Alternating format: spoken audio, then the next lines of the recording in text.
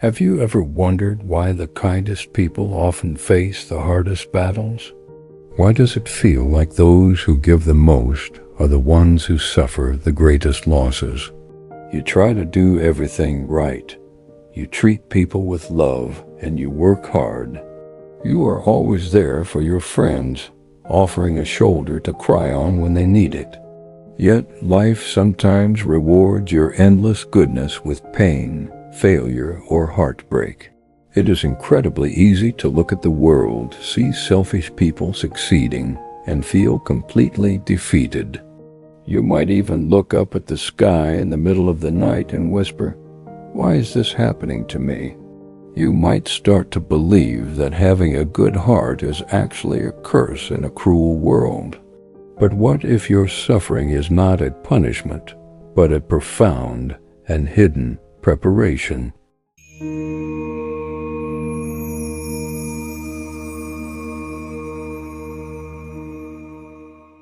In a beautiful valley surrounded by tall green mountains, there lived a young farmer named Elias. Elias was known throughout the entire region as the kindest and most generous soul in the valley. If a neighbor was sick, Elias would quietly go and harvest their crops before touching his own.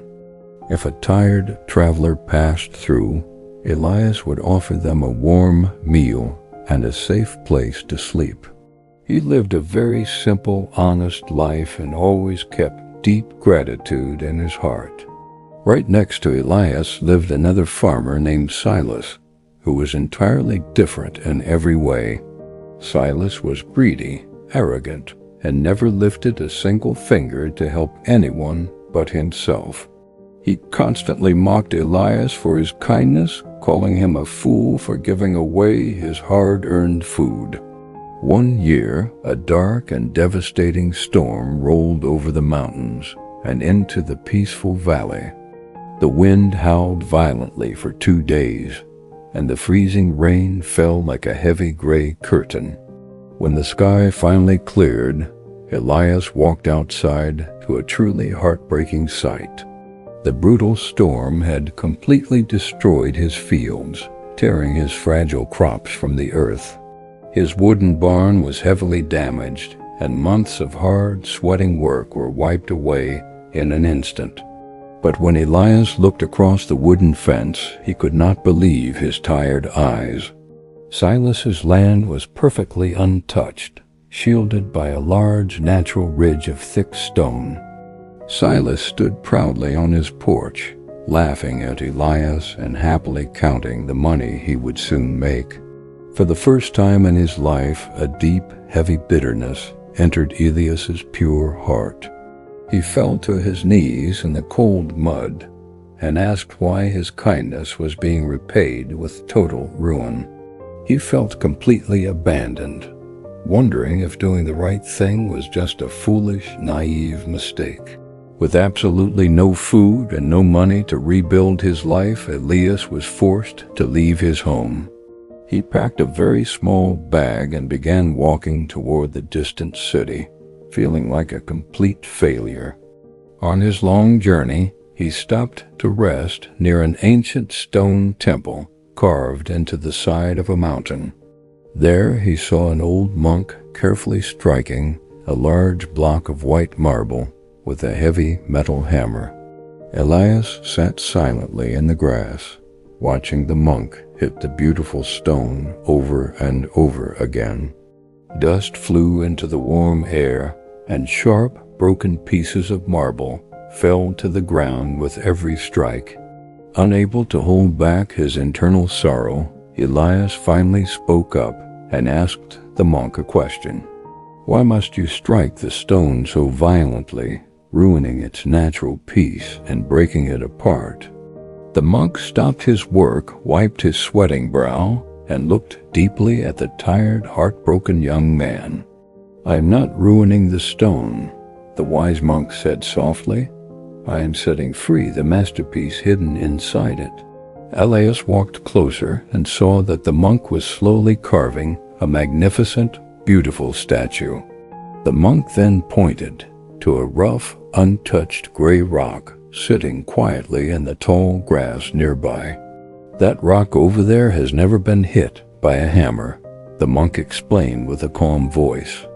"It has never felt the sharp edge of a chisel, and it has never endured any pain or shaping.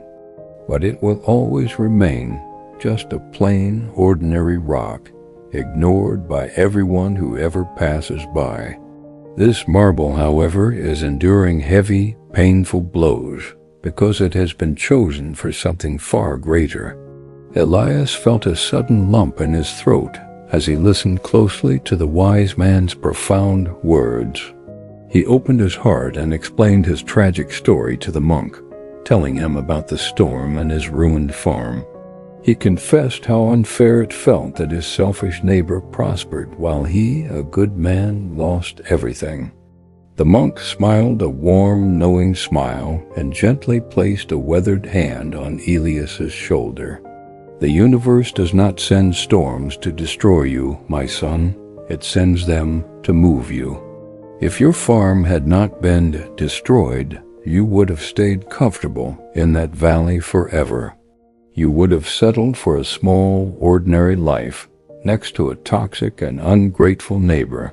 But because you were pushed out of your comfort zone, you are now walking a path you never would have chosen." The monk's words immediately planted a strong seed of hope in Elias's heavy, tired heart.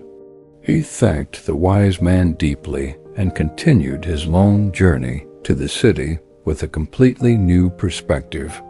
When he finally arrived, Elias started working at the bottom for a prominent merchant who traded rare seeds. Because Elias was incredibly kind, hardworking, and honest, the wealthy merchant quickly grew to trust him.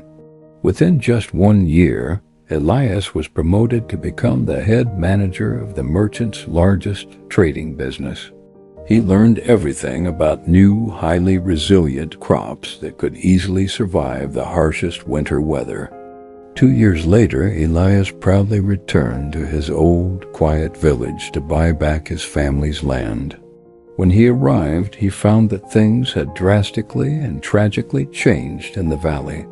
A severe and unforgiving drought had hit the region the previous summer, completely drying up the soil.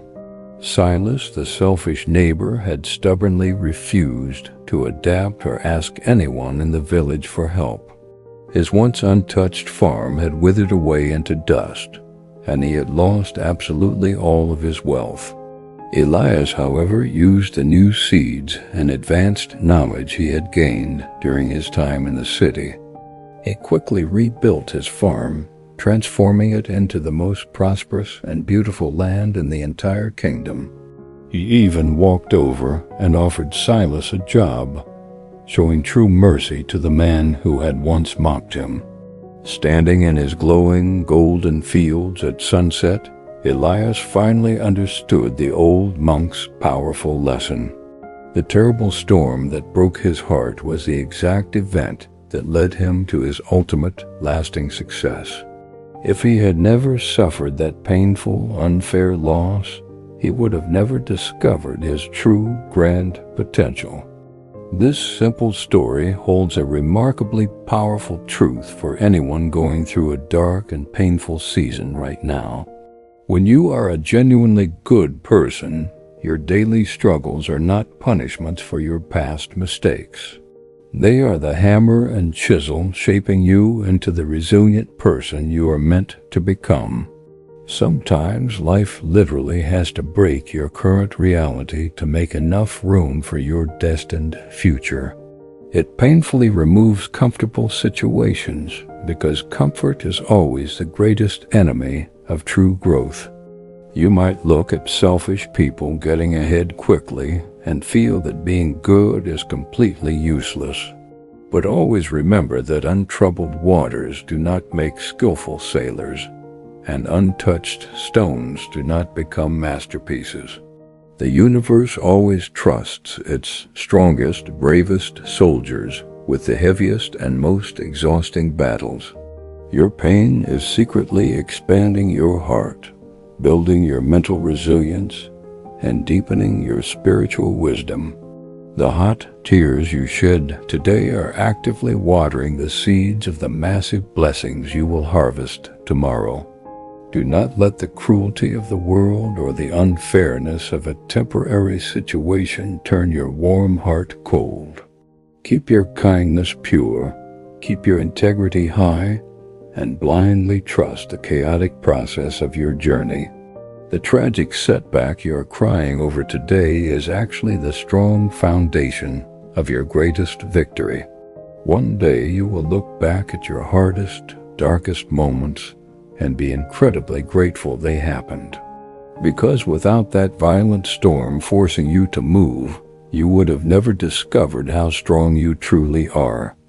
You would have remained an uncarved block of stone, sitting safely in the grass, forgotten by the world. Instead, you are being beautifully shaped into a masterpiece that will stand the test of time. So hold on closely to your faith, stay patient through the noise, and let the master carver finish his work.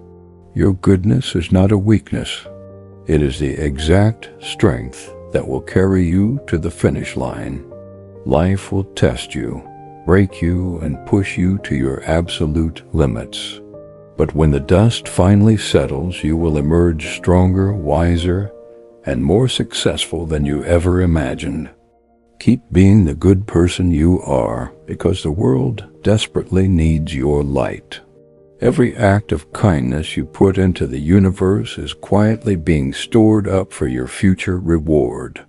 Do not rush the process, do not curse the storm, and never lose your beautiful, kind heart. Your true masterpiece is just waiting to be revealed to the world.